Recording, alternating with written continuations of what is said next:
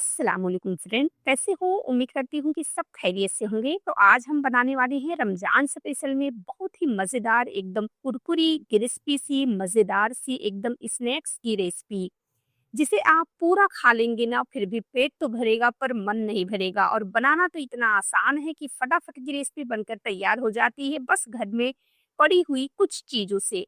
बहुत ही आसान रेसिपी है लेकिन बहुत ही अनोखी है, एकदम डिफरेंट रेसिपी है, तो इसे ज़रूर बनाएँ। आप इसे बनाकर चाय के साथ में भी खा सकते हैं। आप इसे जब हल्की-फुल्की भूख हो या फिर बाहर का कुछ चटपटा-सा खाने का दिल हो, तो भी फटाफट आप इस नाश्ते को बना सकते हैं। तो इसे हम बनाने वाले हैं आलू से। आलू तो हमारे घर में जो है हमेशा मौजूद होता है। आलू एक ऐसी सब्ज़ी है कि कोई ऐसा घर नहीं होगा जिसमें आलू ना रहता हो। तो आलू तो एकदम, वो कहते हैं ना, एकदम मतलब आलू की से कोई कदर ही नहीं होती है। लेकिन हम ये भूल जाते हैं कि आलू हमारे खाने को बहुत बेहतर बनाती है। आलू से हम ऐसे-ऐसे स्नैक्स, ऐसे-ऐसे डिश बनाते हैं ना, जो बाकी चीज़ों से नहीं बन पाती है। आलू हमारे हर एक चीज़ में, हर एक रेसिपी में, चाहे चिकन हो, मटन हो, फिश हो या फिर बाकी और भी कोई भी चीज़ हो, आलू हर चीज़ में हम मिक्स करते हैं। लेकिन वहीं आलू की कोई कदर नहीं होती है। तो आज हम बनाने वाले हैं आलू से बहुत ही ज़बरदस्त स्नैक्स की रेसिपी। रमज़ान स्पेशल में, तो चलिए इसे बनाते हैं। कैसे बनाना है, बस आप लोग वीडियो में बने रहिए। वीडियो को कहीं से भी स्किप करके बिल्कुल मत देखें। रेसिपी अच्छी लगे तो वीडियो को लाइक करें, शेयर करें। चैनल पर नए आए हैं तो चैनल को भी सब्सक्राइब ज़रूर कर लें, ताकि आने वाली वीडियो की नोटिफ़िकेशन सबसे पहले आप लोगों तक पहुँच जाए और आप लोग इस तरीके से डेली बिल्कुल न्यू आसान रेसिपी को देख पाएँ। यहाँ पर हमने 4 से 5 आलू लिए हैं। आलू को थोड़ा-सा लंबा साइज़ में लेंगे, देख सकते हैं जैसे कि आप वीडियो में देख ही पा रहे होंगे। अब आलू को हम इस तरीके से थोड़ा-सा लंबे-लंबे, थोड़ा क्या पूरा, लंबे शेप में ना इसको कट करेंगे। और इसको हमें ना छीलने से नहीं इसको कद्दूकस करना, जैसे हम कद्दूकस करते हैं ना चिप्स वगैरह बनाने के लिए, उस तरीके से हमें नहीं करना है। इसको हमें चाकू से जो है कट करना है, देख सकते हैं।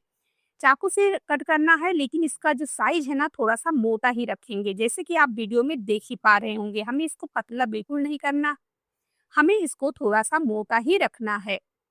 मैं वापस से बता रही हूँ आप लोगों को इसको, कि इसको ना मोटा ही थोड़ा रखना है। आप लोगों को वीडियो में तो दिख ही रहा होगा। अब यहाँ पर क्या करेंगे, आलू को अच्छे से पहले धुल लेंगे, ताकि इसका जो स्टार्च वगैरह है वो निकल जाए। यकीन मानिए गाइस, इतनी मज़े की लगती है ना ये रेसिपी, कि अगर रोज़ बना कर भी खाएँगे ना, तो कहती हूँ ना कि पेट तो भर जाएगा पर दिल नहीं भरेगा।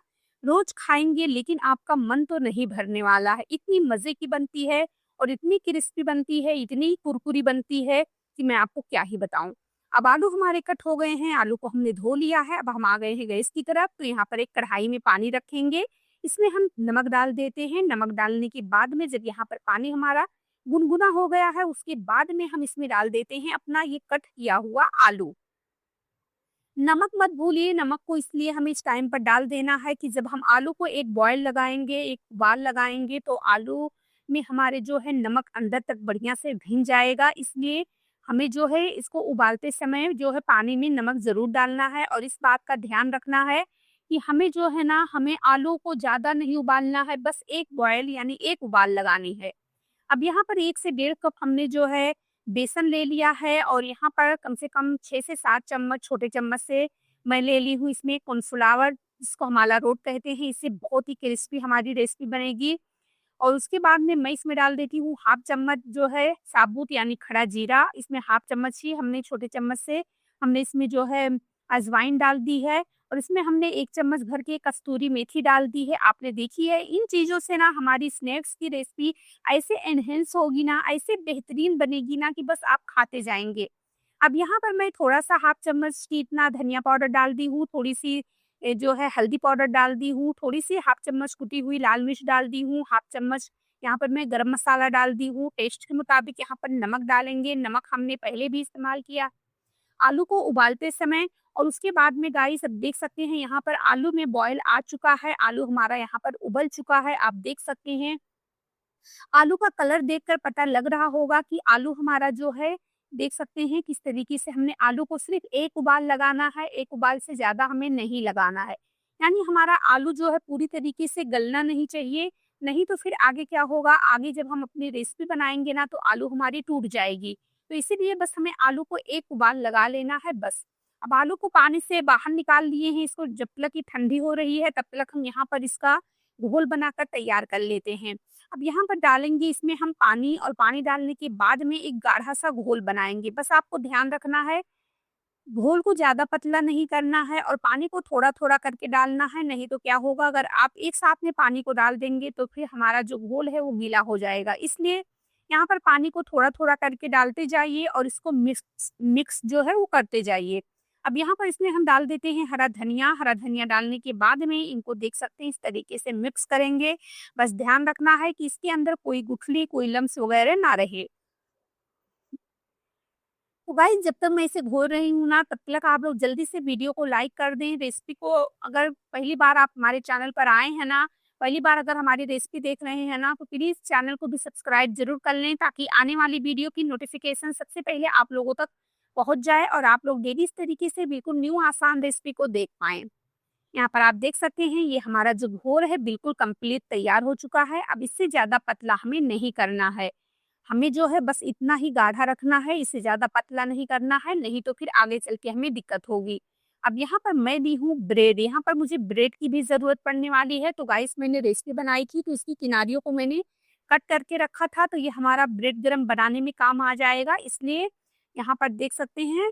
और मैं इसको क्या करूँगी, पहले थोड़ा-सा हाथों से तोड़ लेती हूँ और तोड़ने के बाद में अब इसको डालेंगे मिक्सर वाटे में, और मिक्सर वाटे में डालने के बाद में इसका हम ब्रेड गरम बना लेते हैं। चलिए इसका ब्रेड गरम तो बनकर बिल्कुल तैयार हो चुका है। अब यहाँ पर लेंगे वापस से अपने घोल को, और घोल को लेने के बाद में गाइस अब यहाँ पर हमें क्या करना है, अपने आलूओं को इस घोल के अंदर, यानी बेसन के घोल के अंदर इसको हमें डिप करना है। अब यहाँ पर हम जो अपना ए, देख सकते हैं ब्रेड गरम बनाए हुए हैं ना, इसलिए क्या करेंगे, थोड़ा-सा 1 से 2 चुटकी की इतना नमक डालेंगे और इसको इस तरीके से हाथों से मिक्स कर देंगे। मिक्स करने के बाद में अब ब्रेड गरम जो है ना, उसको हमें एक साथ में पूरा नहीं ये करना है, पहले हमें तो और साइड में कर देना है, नहीं तो बाद में क्या होगा ना, ये पूरा पूरा जो है ना वो गीला पड़ जाएगा। अब यहाँ पर आलू को डिप करेंगे इस तरीके से, बढ़िया से देखिए इस तरीके से डिप करना है, ताकि बेसन जो है ना दोनों तरफ से एकदम बढ़िया से लग जाए।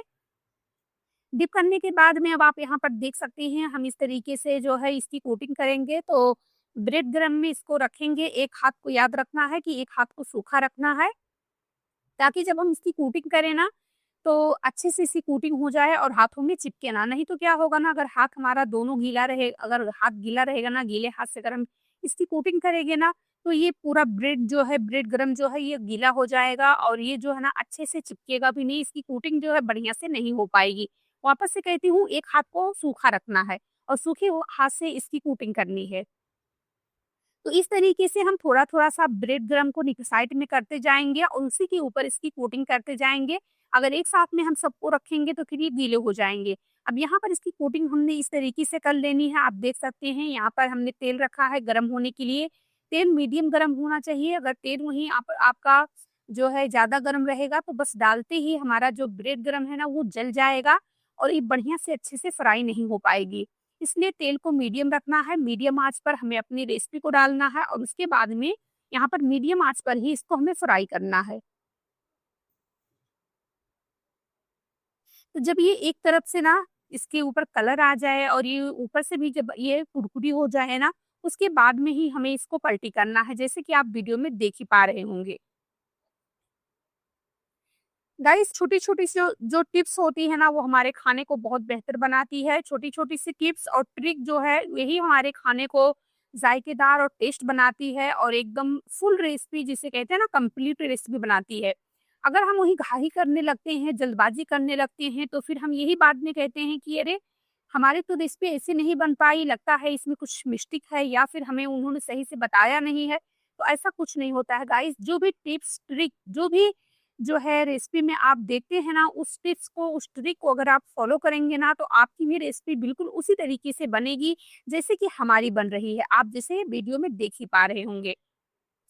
अब आप देख सकते हैं हमने इसकी जो कोटिंग की थी, देख सकते हैं इसकी कोटिंग भी देख सकते हैं, तेल के अंदर ब्रेड गरम जो है वो नहीं गिरे हैं। आप देख सकते हैं बहुत ही मामूली से हल्के से गिरे हैं और देख सकते हैं कि हमने इसको अच्छे से कोट किया है और हाथ से बढ़िया से, सूखे हाथ से हमने इसकी कोटिंग की है और इसका जो लिक्विड हमने बनाया है वो भी गाढ़ा बनाया है। अगर उन्हें आप ज़्यादा पतला कर देंगे तो फिर ये बढ़िया से चिपकेंगे नहीं आलू के ऊपर। तो ये छोटी-छोटी सी जो टिप्स होती है ना, वो हमारे खाने को बेहतर बनाती है। इसलिए गाइस मैं अपने हर रेसिपी में आप लोगों के साथ में टिप्स और ट्रिक के साथ में फॉलो करती हूँ और आप लोगों को बताती भी हूँ कि इसी तरीके से बनाइए। आप लोग आधा-अधूरी वीडियो देखते हैं, वीडियो को पूरा नहीं देखते हैं, भगा-भगा कर देखते हैं, तो फिर आप लोगों की जानकारी भी आधा-अधूरी ही मिलती है। इसलिए वीडियो को पूरा देखा कीजिए, खास करके अगर रेसिपी वाली वीडियो आप देखते हैं ना किसी की भी, ये नहीं मैं बोलती हूँ कि खाली मेरी ही, अगर आप रेसिपी वाली वीडियो देखते हैं ना, अगर जो टिप्स और जो ट्रिक उसमें होता है ना, उसके अगर आप उसको फ़ॉलो करेंगे ना, तो आपकी भी रेसिपी बिल्कुल उसी तरीके से बनेगी। अब यहाँ पर देख सकते हैं इसी तरीके से हमें सारी रेसिपी को अपने जो है फ्राई कर लेना है और फ्राई करने के बाद में मैं आपको दिखाती हूँ कंप्लीट कि हमारी रेसिपी जो है वो कैसी तैयार हुई है। देख सकती हैं, ये बिल्कुल फूली-फूली सी भी बनी है ना, यकीन मानिए इतनी क्रिस्पी है, आपको तो वीडियो में देखकर ही पता लग रहा होगा ये कितनी कुरकुरी बनी है, कितनी मज़ेदार बनी है। यकीन मानिए गाइस, रमज़ान स्पेशल में ये रेसिपी ना सबका दिल जीत लेगी। रोज़ा रखने वाले, चाहे बच्चे हो, चाहे बड़े हो ना, हर कोई खुश होगा और जब खुश होंगे ना, तो उनके दिल से आपकी लिए सिर्फ़ दुआएँ निकलेगी। तो मेरे लिए भी, मैं भी आप लोगों से रिक्वेस्ट करती हूँ कि अगर आप लोगों को रेसिपी अच्छी लगी है, तो वीडियो को लाइक करें, शेयर करें। चैनल पर नए आए हैं, तो चैनल को भी सब्सक्राइब ज़रूर कर लें, ताकि आने वाली वीडियो की नोटिफ़िकेशन सबसे पहले आप लोगों तक पहुँच जाए और आप लोग इस तरीके से डेली बिल्कुल न्यू आसान रेसिपी को देख पाएँ। चलिए फिर मिलेंगे नई वीडियो में, नई रेसिपी के साथ में। अस्सलाम वालेकुम।